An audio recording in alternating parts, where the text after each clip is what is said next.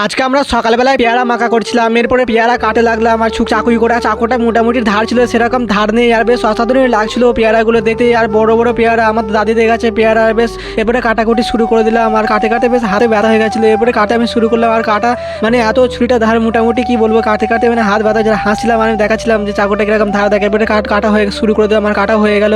এরপরে কাটে কাটে এরপরে দেখলাম যে কাটা হয়ে গেল। এবারে এঁকে দিলাম, খেয়ে টেস্ট করে দেখ পেয়ারাটা কেমন টেস্ট হয়। বললো মোটামুটি ভালোই টেস্ট। এরপরে নুন ঝাল এসব একসাথে মাখা করবো, এরপরে বেশ দেখবো মিক্সিং করে কেমন টেস্ট হয়। আর বেশ নুন ঝাল মাখতে দেখলাম, এটা জিরে দিয়ে দিলাম, ঝালও দিয়ে দিয়েছি, নুনও দিয়ে দিয়েছি।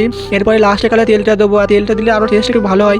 এরপরে এখানে তেল দিয়ে দিলাম, এরপরে তেল দেওয়ার পরে এরপরে মাখামাখি শুরু করবো। আর একটা জিনিস ভুলে গেছিলাম, সেটা সস। এরপরে সসটা নিয়ে এসে বেশ দিয়ে দিলাম, আর এরপরে সসটা দেওয়ার পরে দেখলাম যে মাখিয়ে দেখবো কেমন টেস্ট হয়। এরপরে মাখা শুরু করে দিলাম, এরপরে মাখা শুরু করার পরে এরপরে দেখলাম যে টেস্ট ভালোই হয়েছে। আর দুজনে টেস্টিং করে দেখলাম, আর টেস্টটা বেশ মোটামুটি ভালোই খেয়ে দেখলাম। এখানে মিনিমাম একটা শেষ করলাম। আর অবশ্যই আমার চ্যানেলটা সাবস্ক্রাইব করো।